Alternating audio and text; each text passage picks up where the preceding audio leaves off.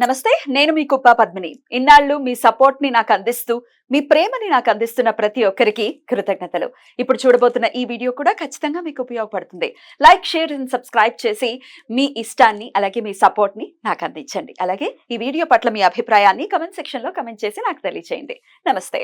నమస్తే. Welcome to our channel. నేను పద్మిని. ప్రస్తుతంతో పాటు ప్రముఖ ఆధ్యాత్మికవేత్త, ప్రముఖ జ్యోతిష పండితులు, అమ్మవారి సేవకులు, దత్త గణపతి ఉపాసకులు మురళీధర శర్మ గారు మనతో పాటు ఉన్నారు. మాట్లాడదాం. మురళి గారు నమస్కారం. మహాదేవ. కార్తీక మాసంలో ప్రతిరోజు కూడా చాలా చాలా అద్భుతమైనటువంటి రోజులే, సందేహమే లేదు. అయితే ప్రకృతి ఇంకాస్త మన మీద ప్రేమను చూపిస్తోందని అనుకోవచ్చు. మరొక్కసారి గురు పుష్యమి యోగం వస్తోంది. 27 రోజుల క్రితం ఇలాగే గురు పుష్యమి వచ్చింది. మళ్ళీ ఇప్పుడు గురు పుష్యమి వస్తోంది. మరి 21వ తారీఖు వస్తోంది. అటు న్యూమరాలజీ ప్రకారం కూడా చూసుకుంటే 21 ఇస్ 3. సో మరి ఈ గురువారం గురు పుష్యమి యోగాన్ని మరి ఎప్పటి నుంచి ఎప్పటిదాకా ఉంది, ఎట్లా యూటిలైజ్ చేసుకోవాలి? చాలా మందికి రకరకాల సందేహాలు ఉంటుంటాయి. ఏం చేయొచ్చు, ఏం చేయకూడదు, ఇవి కూడా అడుగుతూ ఉంటారు. సో ఒక్కసారి దీని గురించి. తప్పకుండా అమ్మా. గురు పుష్యమి యోగము అంటే కొత్త పనులకు శ్రీకారం.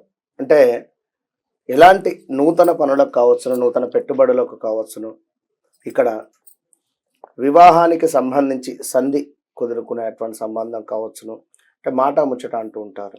ఇలాంటి సందర్భమైనా, లేదా ఏదైనా ఒక పెద్ద డీల్ ఉంది మనకు, ఒక బిజినెస్ రకంగా, దీనికి సంబంధించి ఈరోజు మనము అంటే ఈ సందర్భంలోనే ఈ 2-3 రోజులలో సిగ్నేచర్ పెట్టేది ఉంది. మన సిగ్నేచర్ వల్ల అద్భుతం జరగబోతుంది అనేటువంటి సందర్భంలో ఈ గురు పుష్యమి రోజు మీరు సెలెక్ట్ చేసుకోండి. అండ్ ఇదే విధంగా ఒక చక్కటి ఉద్యోగ ప్రయత్నం కావచ్చును, లేదా ఏదైనా మంచి పని, ఏదైనా ఇంటికి సంబంధించి అడ్వాన్స్ కానీ, ఒక కారుకు కావచ్చును, కారు కొనుక్కోవచ్చు. ఎక్సలెంట్. మళ్ళీ ఇక మన జాతకాలు చూపించుకోవాల్సిన అవసరం లేదు, చక్కగా కొనేసుకోవచ్చు. అంతే. ఖచ్చితంగా కూడా ల్యాండ్ రిలేటెడ్ కూడా, భూమి మీద ఇన్వెస్ట్మెంట్ చేయాలనుకున్నా, అంటే జాతకంలో కుజుడు కొంత ఇబ్బందిగా ఉంటే మాత్రం చెప్పలేము అది, కానీ ఈ యోగం అనేటువంటిది అద్భుతంగా ఉంటుంది. ఇవన్నీ పక్కన పెడితే ఇవన్నీ ఉండే గోలనే. మోక్షం కావాలి మనకు, జ్ఞానం కావాలి. విషయం ఏమిటి? ఒక విషయం మనకు తెలియదు, తెలుసుకునేటువంటి పరిస్థితి కావాలి. అయితే ఒక మనిషికి కావాల్సింది, మొన్న ఎవరో ఒక మన ఛానల్లో ఐశ్వర్య దీపం గురించి చెప్తే, అదేమిటి మన ఆరోగ్య దీపం గురించి చెప్పని చెప్పి కామెంట్ పెట్టిండు.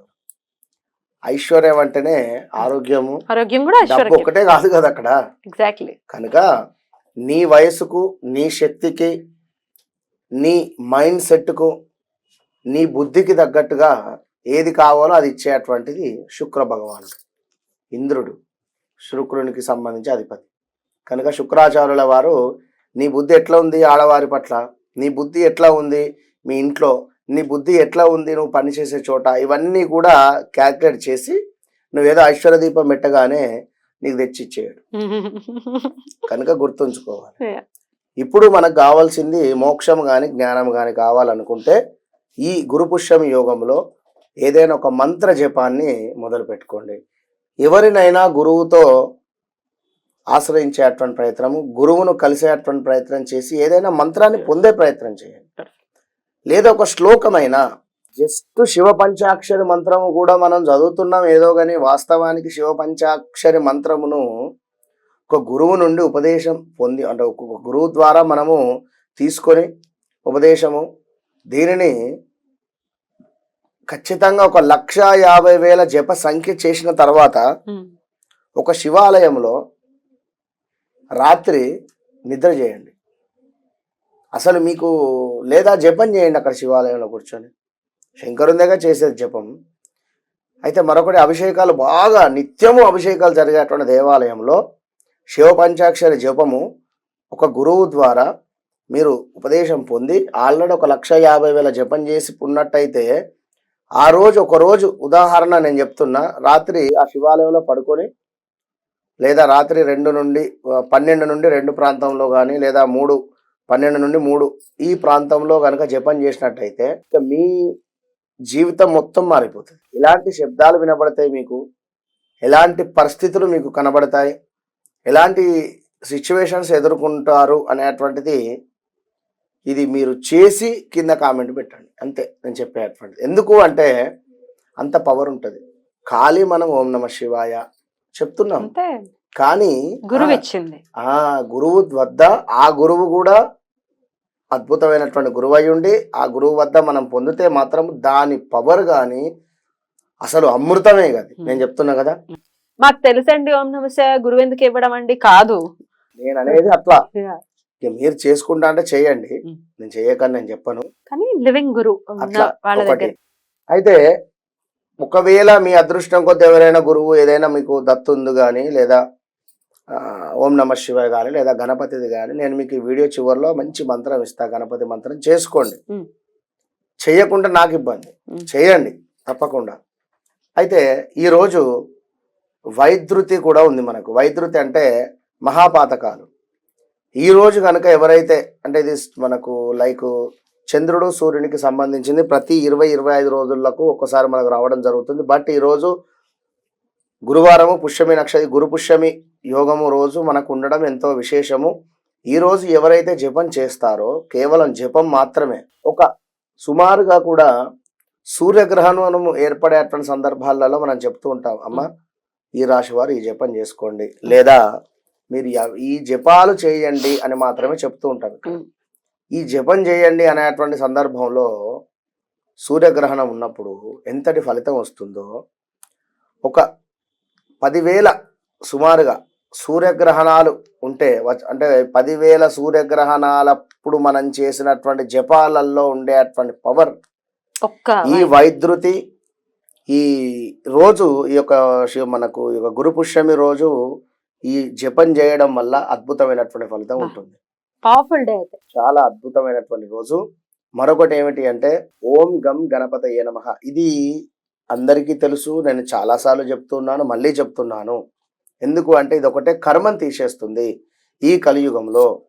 లేదా ఓం ధూమ్ దుర్గాయే నమః. ఆడవారు ఓం చదవకూడదు. గం గణపతయే నమః, గం గణపతయే నమః.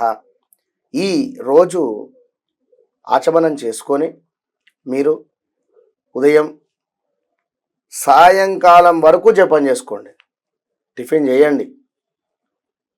లేదా అంటే కడుపును మరీ నింపకుండా ఒక మోస్తరుగా టిఫిన్ చేస్తూ ఒకసారి ఆచమనం చేసుకున్నారంటే ఉదయం మరలా అవసరం లేదు.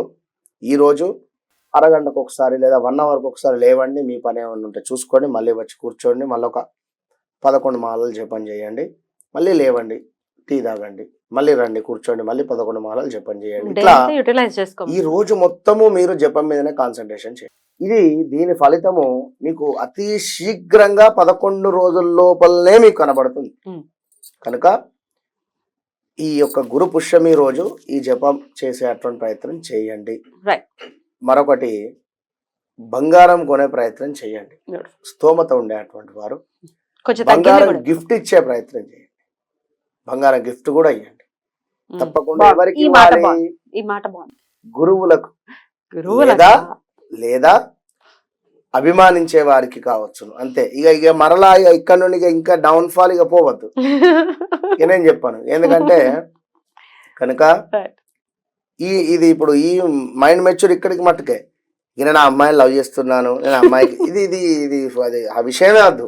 కనుక కేవలము పూజ్యులకు అమ్మవారికి ముక్కుపుడక కావచ్చును, లేదా శివయ్యకు యజ్ఞోపవీతం కావచ్చును, అది బంగారందే కానీ లేదా అదే విధంగా వెండిదైనా కావచ్చును, బంగారం బొట్టైనా కావచ్చును, అంటే ఏదైనా లైక్ మీకు నచ్చింది అమ్మవారికి కానీ శివయ్యకు కానీ ఎవరికైనా ఈశ్వరునికి లైక్ వెంకటేశ్వర స్వామి ఎవరికైనా మీరు డొనేట్ చేసే ప్రయత్నం చేయండి. లేదా గురువు గారికే కావచ్చును 1 గ్రామ్ బంగారం కొనియండి, ఏముంది, గ్రామ్ ఎంత ఉందమ్మా.